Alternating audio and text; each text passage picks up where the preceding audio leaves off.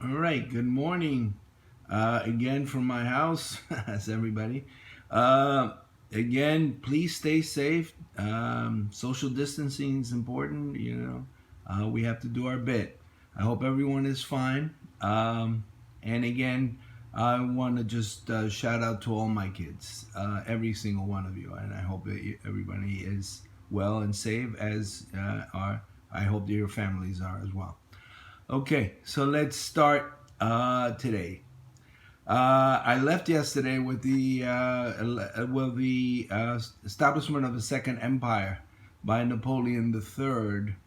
Louis Napoleon crowns himself Napoleon III and establishes the Second Empire.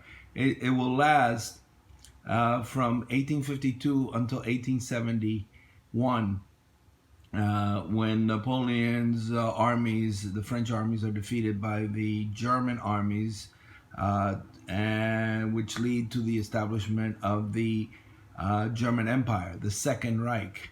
Remember, the First Reich is the Holy Roman Empire. The Second Reich is the German Empire from 1871 until 1918. And the Third Reich, we know it's Hitler's reign, or his the rise of the Nazi state in Germany from 1933, and then its demise in 1945. Anyway, Napoleon III is an example of how politics changed as a result of industrialization. I think that's what I want you to take away from this. After Louis Napoleon wins the presidency of the Second Republic, politics are never the same. They're mass politics. There's no longer an attempt to limit the franchise. That is, the franchise is expanded from that point on.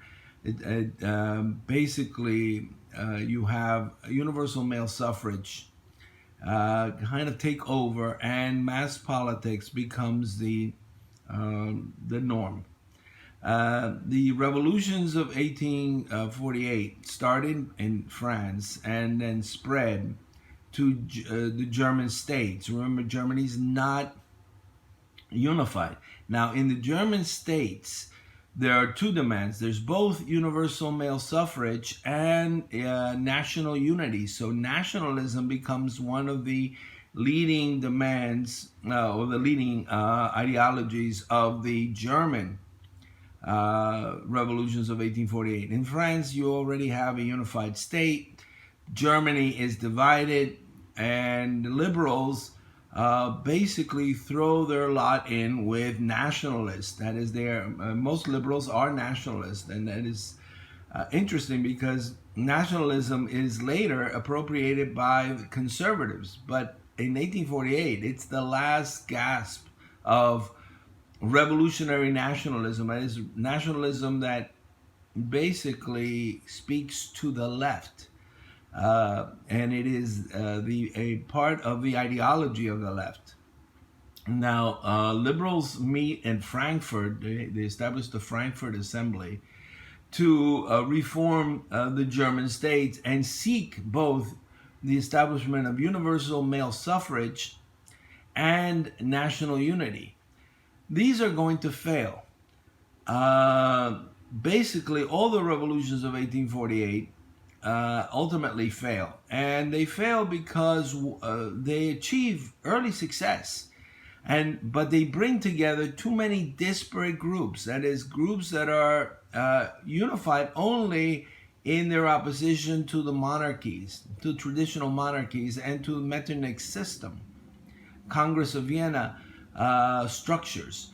That is, once they succeed against the traditional kings, and they almost always succeed initially, driving the kings and emperors off the throne, they ultimately break up because they're not a unified single.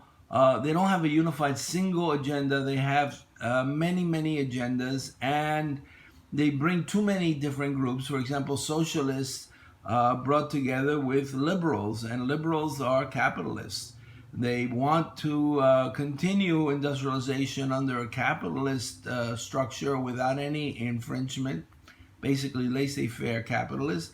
And socialists want regulation. They want state control over the means of production. And that ultimately divides the groups that lead the revolutions of 1848 and allow for the monarchs to return.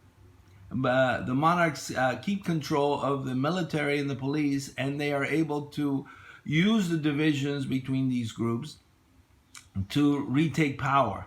But once they retake power, they understand that there are new rules, that industrialization has mobilized a large part of the population economically, and that population is looking for political mobilization. So that once they return, they become a new conservative groupings. They are basically establish a conservative order that brings together monarchists and liberals against the socialists. And you remember that Karl Marx first expounded his communist ideology during the revolutions of 1848. Communist Manifesto was published in 1849. You also have examples like Mikhail Bakunin, who's an anarchist, who figured prominently in the revolutions of 1848.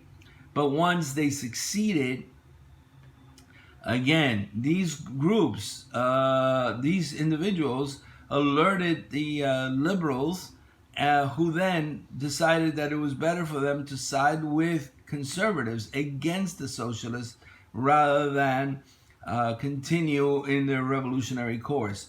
And traditional monarchs also realized that they had to embrace universal male suffrage. They had to use the ideas of the liberals against them. And in that sense, Napoleon III provided the model. The model was then perfected by Bismarck. Otto von Bismarck was the German chancellor, the German prime minister, under the King of Prussia, William or Wilhelm I. And Bismarck was brought to end a major budget crisis. Wilhelm II wanted to extend military service one additional year from 2 to 3, and he wanted to expand the military budget for Prussia. This was opposed by liberals in the German Reichstag, that is the German, the Prussian legislature.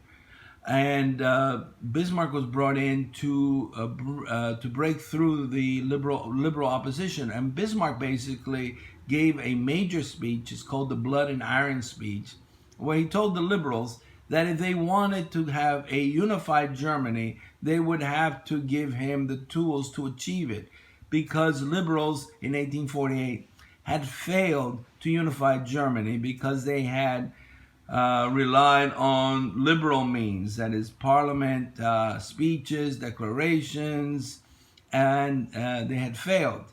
Bismarck proposed to succeed by using the monarchy to bring the German princes all together.